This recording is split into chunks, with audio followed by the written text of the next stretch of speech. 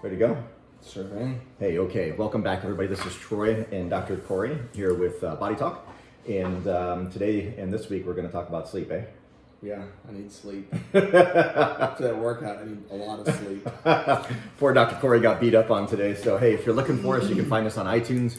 You can go search Body Talk. And again, if you're finding us on iTunes or if you're listening on iTunes, if you could please quick like, maybe a share, or leave us a review. That's a huge help there. If you're up on Facebook Live, if you can see us up here, feel free to ask a question. We'll try to do our best to answer those. And we'll get started here. So we're going to talk about some of the sleep remedies. Last week, we talked about a lot of things that can interfere with sleep problems, insomnia, difficulties falling asleep, staying asleep. How common is that, huh? It's too common. And it's even unnoticed with people. I mean, people think they're getting enough sleep and they're just generally not. I mean, there's oversleeping and there's undersleeping. There's a happy medium. So we just want to make sure we stay in that good range. Sure. And it's subjective too. Like a lot of people will maybe feel like they don't sleep well, and maybe during the day they're getting some daytime drowsiness, sleepiness, things like this, and maybe it's not necessarily sleep, but perhaps there's something else going on. That, and I think a big thing too is the quality of sleep. Uh-huh. So people might think they're sleeping 6, 7, 8 hours, but they're not entering that REM stage of sleep, that deep sleep, that they're really getting that true rest. You may go to bed at 9 o'clock, wake up at 6 or 7, and still feel tired and wonder why. There's a sleep cycle, and then there's parts of sleep that you get into deeper and lighter sleeps, and reaching that REM stage, or that deepest part of sleep, is really important. And that not only healing process, just being revitalized for the next day. So it's understanding what the sleep cycle is. Yeah, everybody's body's different too, which I think is tough, because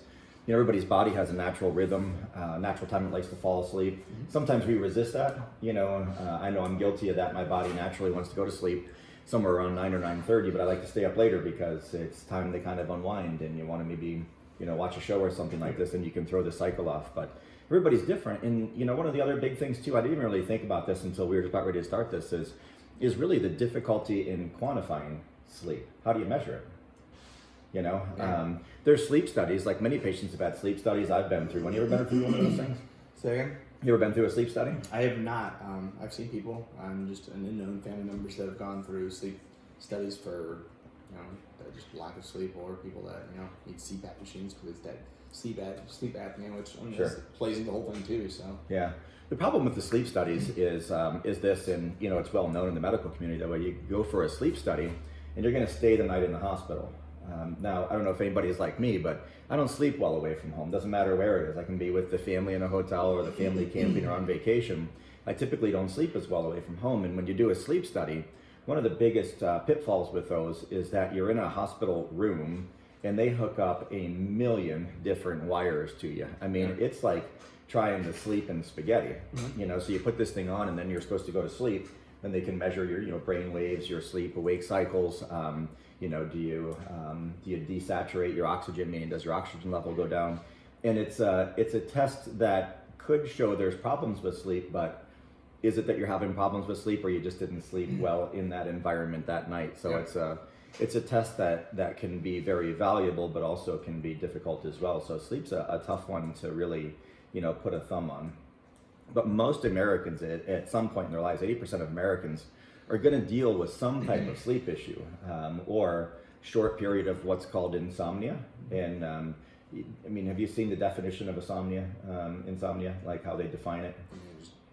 it's lack of sleep. Yeah, the lack of sleep. I would say it's not very direct in targeting what actually insomnia is. It's more of a umbrella term. They say, oh, you can't sleep, and they don't really look into the reasons, the whys, the hows, the whats. It's just can't sleep, insomnia, okay, take this, take that.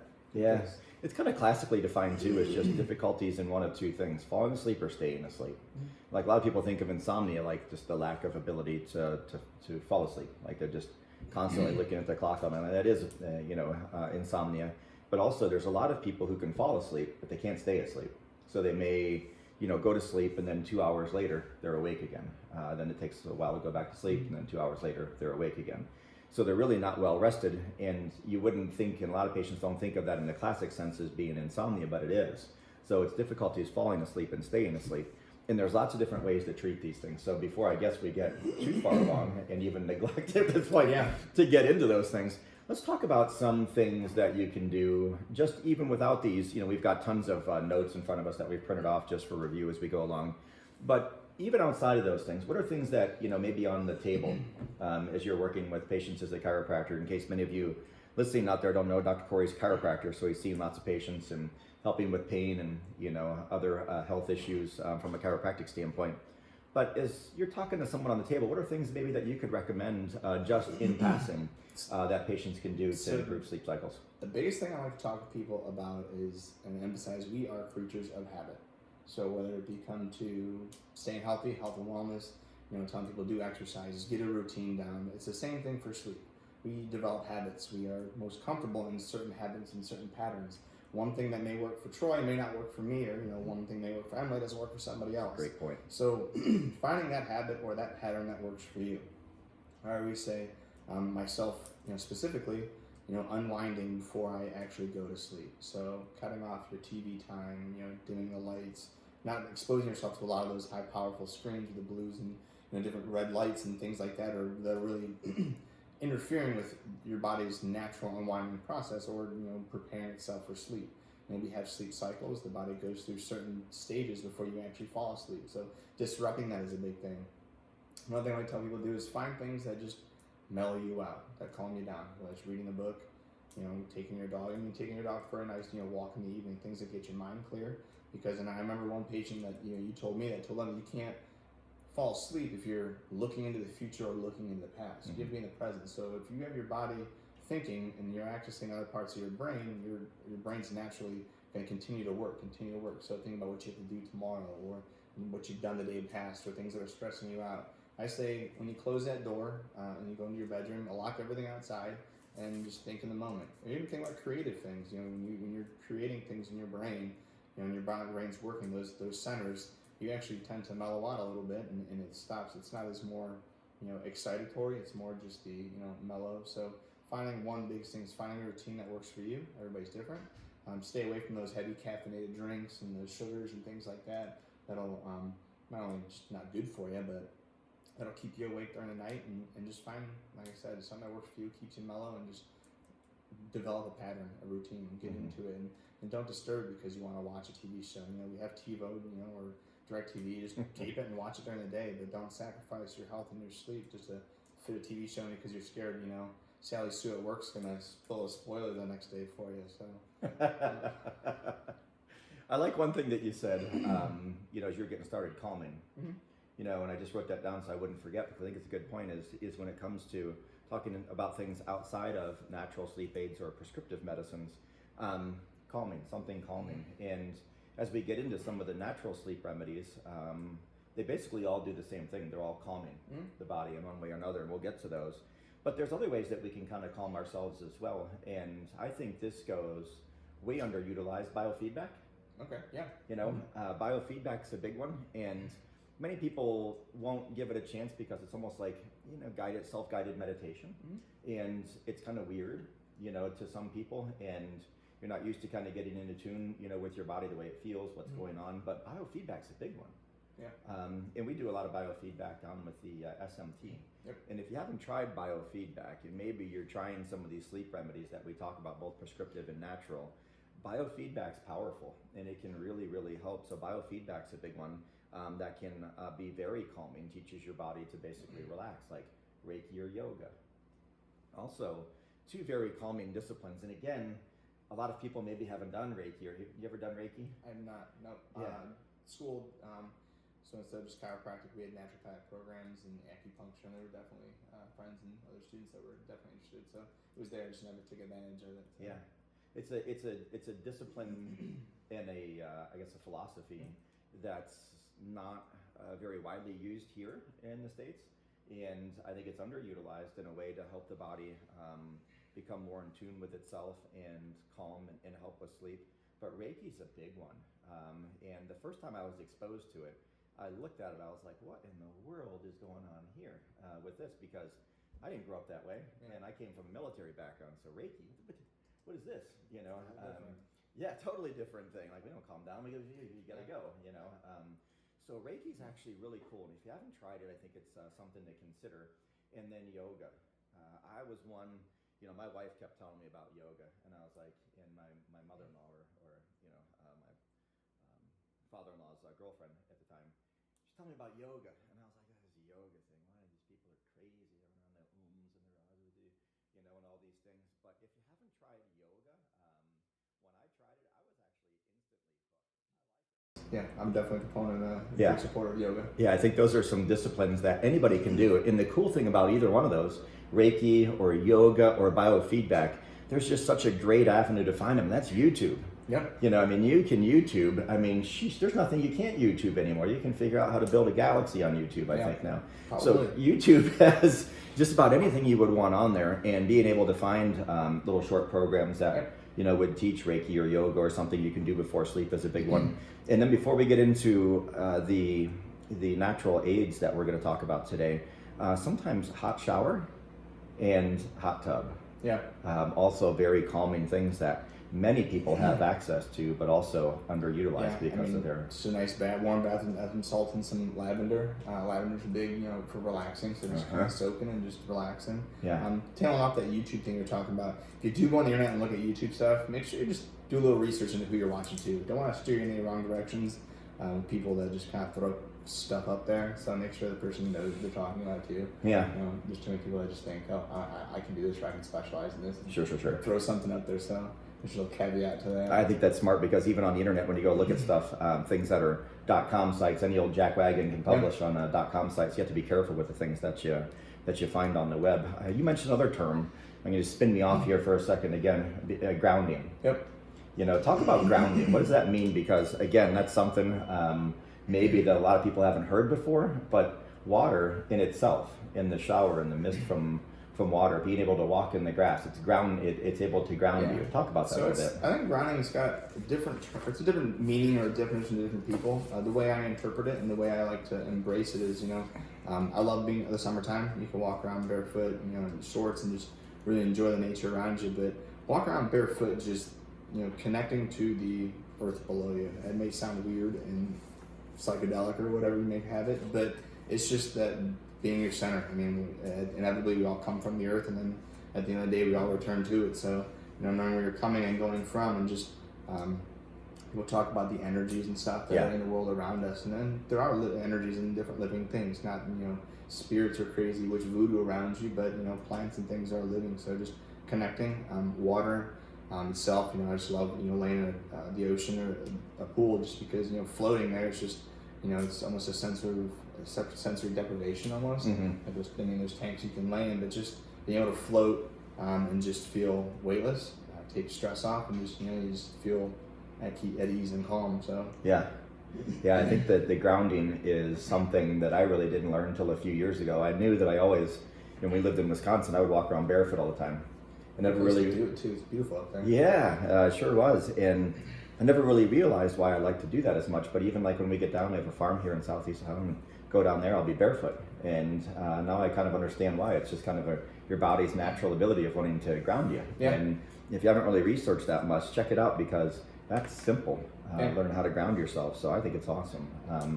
So before we get spun way off, because I think we've already chewed up half our time here, let's talk about some of these natural sleep aids. And this one's getting a lot of publicity lately, especially out west, Colorado, California, some of these other states. But CBD, huh?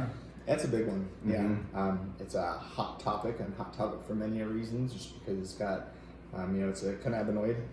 It's very close to, THC, things like that. So the hot topic in a sense of, is it bad? Is it good? Is it, gonna make you hallucinate? Is it gonna do these crazy things to you? Which the very clear-cut answer is no. They're very two distinct things. There's a lot of research being done. It's still very new, so it's very being changed all the time. Different things are being made, uses for it. I think sleep as well as chronic pain are two of the big things right now that have really spearheaded that research process, and they know the most about that. There's a lot more to be done, so keeping the eyes open, always being up to date is awesome. But CBD reacting with the body just to naturally calm it. Well, and that seems to be its main benefit. And I can say that, I'm an orthopedic PA, so my background, in pharmacology, things like this, we didn't learn about, this CBD. And when I was going through school, it really wasn't even a thing back then. So I can say it's relatively new. Dr. Koch, our medical doctor and medical director here, has really heavily researched it as they prepared, I guess it looks like, probably bring it into the state and something that's more widely used and things like this. But it seems to, from what the studies kind of show, just have a natural anti-anxiety effect. Mm-hmm. So it has just this natural calming effect on the brain. And it seems to have great promise and seems to be relatively inexpensive. Seems like it's going to be relatively easy to promote, produce, and distribute once things are, I guess, together here in the state, huh? For sure. There's definitely rules and regulations being changed with the Ohio Chiropractic Association, and definitely chiropractors are getting more into the swing of things. The big caveat to this, and the big thing I urge people to, it is a hot topic and it is a kind of a fad thing right now. So a lot of people are trying to produce CBD products. Sure. So making sure you're getting stuff on it that is clean, doesn't have filler stuff in it, and making sure that is of a good potency that is clinically shown to give good effects. Yeah. Not wasting your money on stuff that is so low that you're not going to have anything, but also not going too high on the spectrum too to get those adverse effects. I mean, it's still being tested, but just making sure you do your research with where you're getting it from. But I'm excited for where it can go beyond sleep, chronic pain, things like that, because our bodies do have a natural cannabinoid system within us. Yeah. So being able to interact with that and do things on a more natural level are great. So it's exciting for sure. It's showing promise, and I'm excited to see where it goes, because we of course work with chronic pain patients here a lot. We work in the men's health program a lot with patients that are in chronic pain or sleep issues, things like this. And a lot of them come in already having experience with this. A lot of our patients bring their CBD, I guess, literature in here. Maybe some of them are selling it or found ways to try to distribute these things. And of course, we don't do anything with those things at the current time. But it's something that seems to be on almost every new patient's mind. Once or twice a week, we hear about CBD oil as we go through. They hear about it so often out in the news and stuff, and from the person down the street. So I mean, I'm glad they're asking questions and proving it, because if they want to do it, you might as well be safe and learn about it first. Yeah.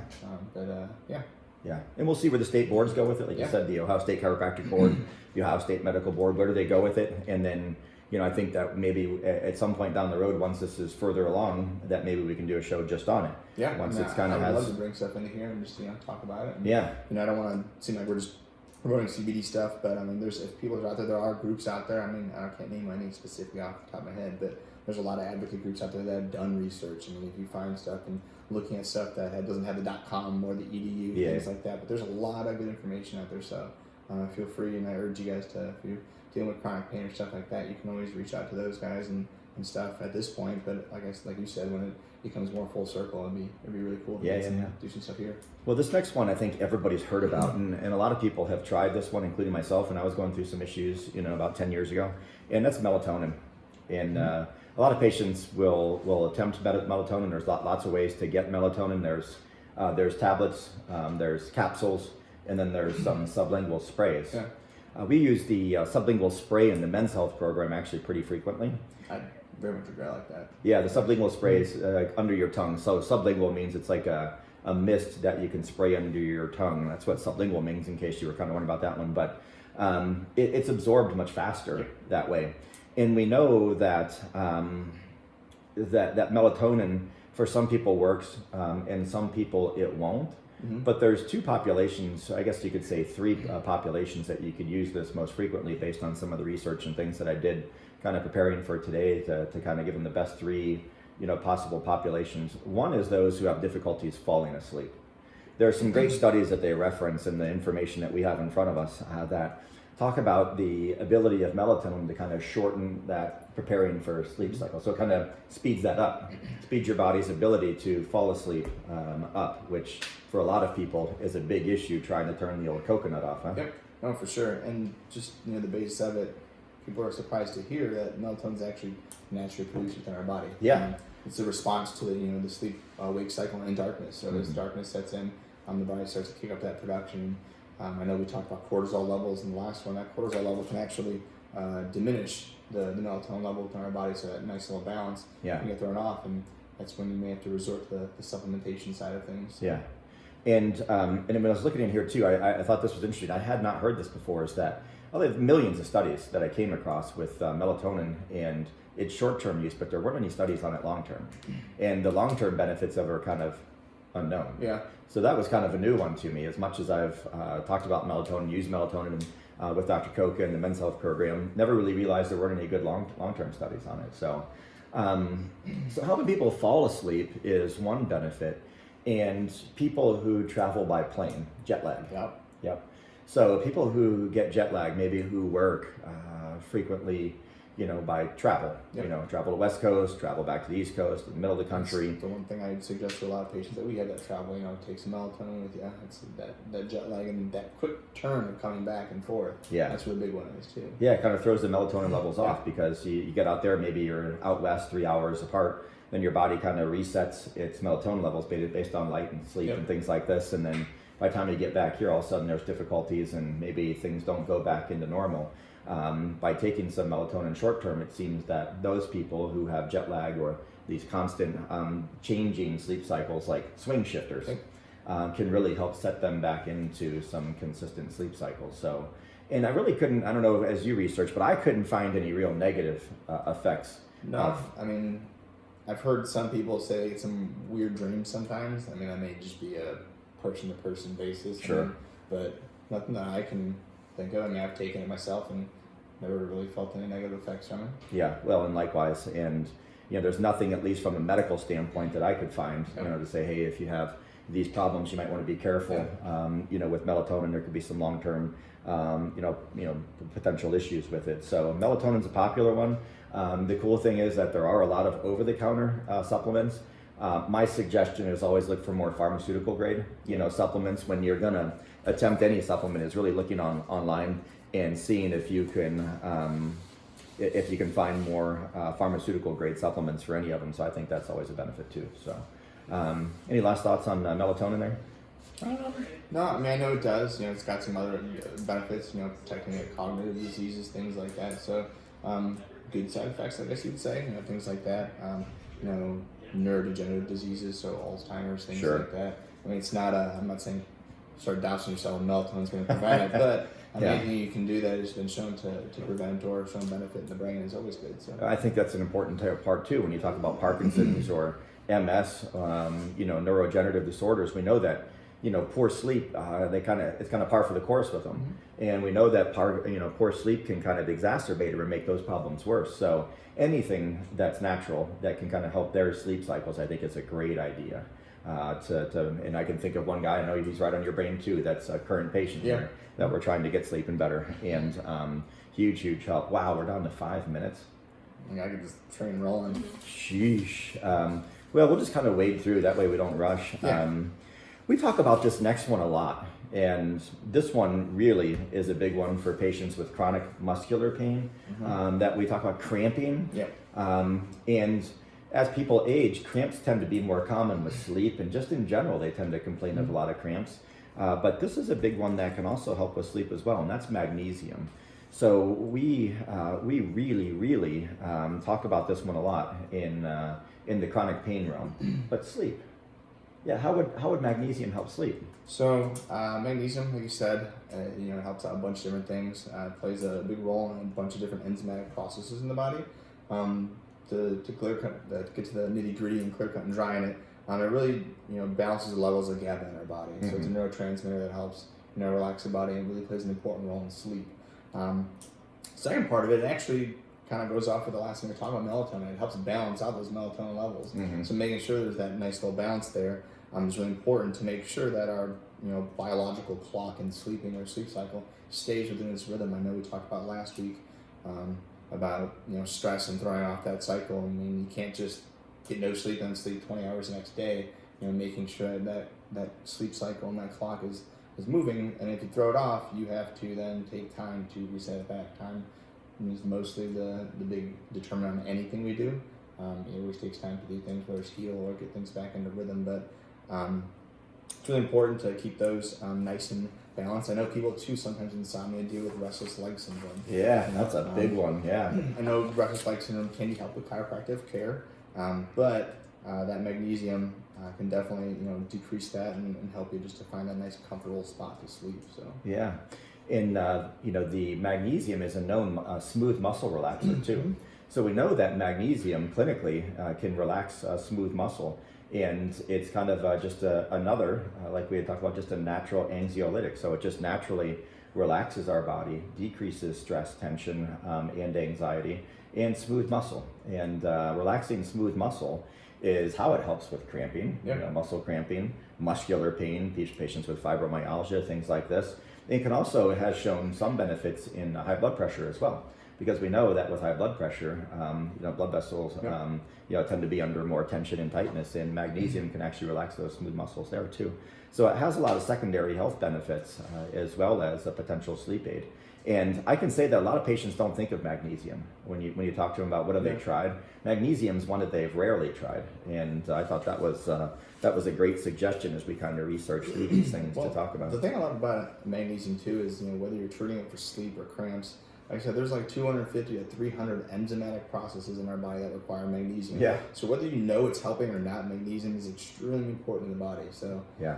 I mean, if you're gonna take it, why not? If there's something to choose, it's going to help with over 300 other different processes to keep your body moving the way it should. Yeah, and if it does all that and helps with sleep, right? Kind of a win-win. Exactly. Yeah, and if a lot of people that have sleep issues, some of them are having sleep issues because they're in pain. Yep. So it may help there too. Now, when it comes, I guess, to dosing things like this, someone may be out there going, okay, great, magnesium, just follow the dose on the bottle. Yeah. If you have a lot of medical problems, I would suggest maybe meeting with your family doctor first before starting any sleep aid, whether it's natural or prescriptive. Most medications have drug interactions with other things, and things may affect things. So it's definitely the safest route is to go talk with your family doc or whatever doc has prescribed certain medications for you, just to talk about those interactions and what may cause them. They may say, okay, if you want to do that, we can change things. Keeping you guys safe is the number one priority of not just us, but any medical provider out there. And anyone that doesn't have that, well, I think is a load of crap, because you guys are the ones that should be benefiting. And you're your number one advocate. Yep. You're your number one advocate. We have run out of time, and we've only gotten through 2 of 10. Emily, can you believe that? I can. It's great. So, next week we have Christmas. Week after that, we have New Year's Eve and all this interference here. So what we'll do is we'll pick up. What's the first week in January we're back? What's the date of the first Thursday? So we're not going to have a podcast next week? No. It's crazy, isn't it? I'm actually having fun with these things. Yeah. Is it with Christmas? The 2nd. Oh, is that right? January 2nd? After Christmas or after the whole After the whole New Year's. It's January 2nd. So we'll pick up January 2nd. I think we'll pick up right where we left off here, because I think this is a great topic. So I guess as we sign off here this week, any final thoughts there, Dr. Cory? No, I know I played it last time. We're still doing Toys for Tots. Kids love toys on Christmas. And I know Christmas means a lot of different things to different people, that, helping out kids that may not have a Christmas or have a toy underneath their tree is kind of sad. So helping them out as the best we can is fun. It gives you a good sense of well-being, and that you did something well, because helping people doesn't just stop here. It extends way out this building. Sure. This property. We do everything we can. So if you guys want to come in and donate, I know we give you guys the incentive for a massage. There we go. Shouldn't have to bribe people to want to help. It's okay. Hey, it's a great benefit. We'll give you a massage, because Bring in it's a going to be toy. so awesome that you're just going to want to continue getting massages, right? Yeah. Bring in a toy. Free 30-minute massage. Next Wednesday, though. Has to be next Wednesday. We're having a little Christmas party here. It doesn't matter if you're a patient here or not. You want to drop off a toy, they'll give you a free 30-minute massage. And I think that's it for this weekend. Works for me. Okay, until next time. See you.